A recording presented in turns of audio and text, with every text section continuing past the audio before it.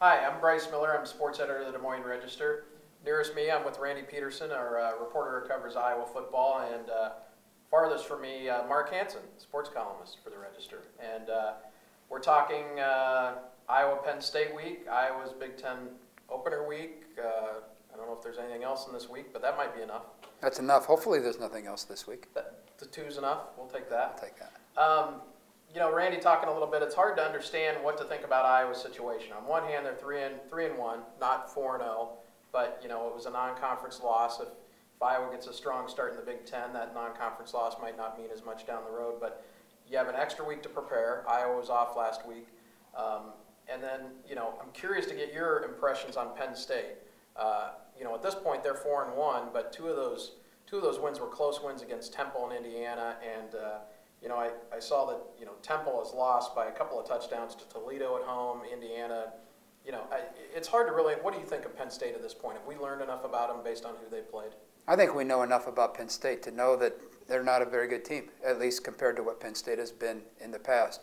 Defensively, they're very good. That's why I wouldn't be surprised for another 6-4 score on Saturday. Oh, that'd be awesome. But offensively, they can't do very well at all. They have problems in the red zone. Their red zone efficiency is among the worst in the nation.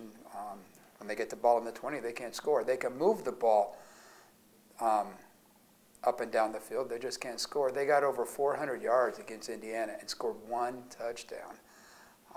Turnovers, like I said, can't score. Can't do anything in the red zone.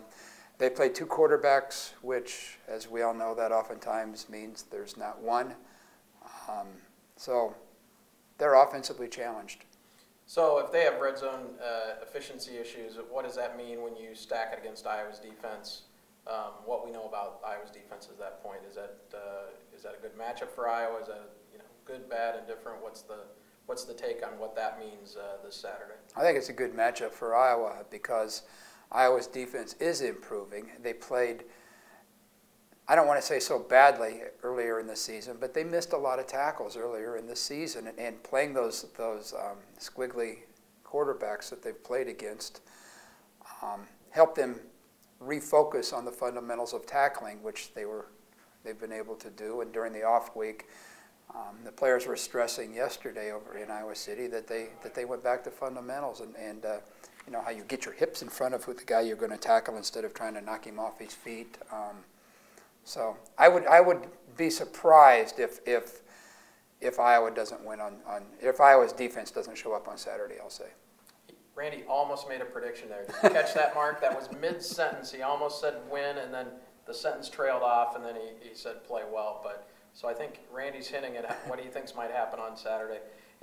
We talked to Randy about what we learned about Penn State. What do you think we've learned at this point in the season about Iowa? What do we know about them? Have there been surprises, good or bad, with Iowa in your mind at this point? Well, the biggest surprise, obviously, is the hurry-up, 2-minute, giddy-up offense, as Randy liked to call it. I think no one saw that coming. And it'll be interesting if they'll keep doing it at Penn State, because now you're talking about a defense that could get them off the field, that offense off the field in a big hurry. And I know that the coaching staff doesn't like that. So, but that by far is it would be like Hayden Fry going to the wishbone or something like that. That didn't happen? That wasn't an SMU? Yeah, maybe, no, I don't remember that happening. But I'm sure Hayden might not remember it either. And doing it on the road in front of 109,000 people. That's different. That's also, that's, you know, that'll be fun to see how they call those signals. But you know, Randy, earlier this week, you've had some really interesting daily stories in the Des Moines Register and on DesMoinesRegister.com about Penn State. Starting off the week talking about Ferentz's kind of domination of Paterno in this, which very few people can say that they've dominated them over a significant period of time, but Ferentz is 8-2 against Paterno. Also talked about the longevity of the assistant coaching staffs, number 1 and 2 in the nation, in terms of, you know, keeping those staffs solidified and together. Why has Iowa, which as you pointed out in your stories, has a lot of similarities in terms of basic approaches to football, why, if those two things are very similar, Penn State's had a lot of success, why has Iowa been so successful in Kirk Ferentz against Joe Paterno in your mind? I think it's quite simply Iowa does a better job with the fundamentals of football. Like Jack Ham, the Penn State former player and the Penn State announcer, and Ed Podolak, everybody knows Podolak, so I'm not going into that, said earlier in the week, they're both old school teams. So something has to give there, and Iowa is more schooled, has been more schooled over the last decade in the fundamentals, in the where the game counts, in the quote-unquote trenches up front. The passing game has been good, and they've also been able to kick the ball. They've got field goals when needed.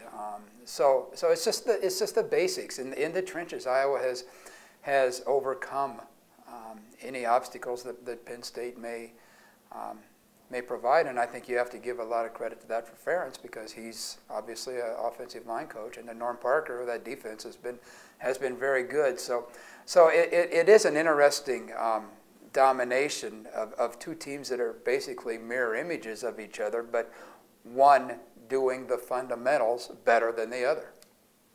Mark, let's stay on it. This is Iowa related a little bit. Hang with me, even if it doesn't sound like it out of the gate. But another, maybe not on paper what it was a week ago, another big game this week in the Big Ten.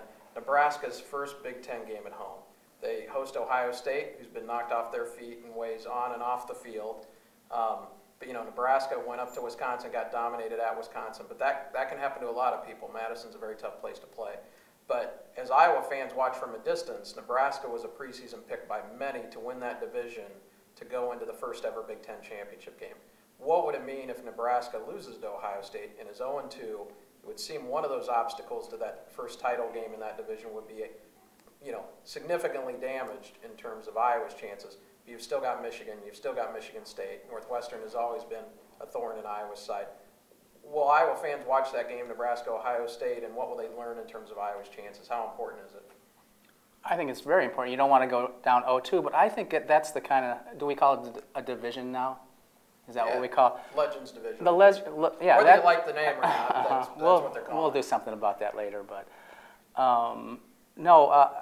that division is going to be, I think it's going to be back and forth. I think no one is going to dominate that division. I think you're going to have certain teams losing to teams and beating other teams, and I think it's going to be a real jumble. I think it's, you might have a lot of people with, it's going to be kind of like the Big 12 North, where the champion has not a slew of losses, but a handful, which is less than a slew, as we all know. Yeah, it's much less it than a is? slew.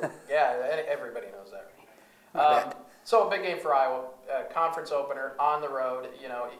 In front of, as Randy said, more than 100,000 people. Randy Peterson, Mark Hansen will be in there covering it for the Des Moines Register and on DesMoinesRegister.com. Check in to find out how Iowa did in that game. See if Randy's almost prediction comes true. And we'll see you next time.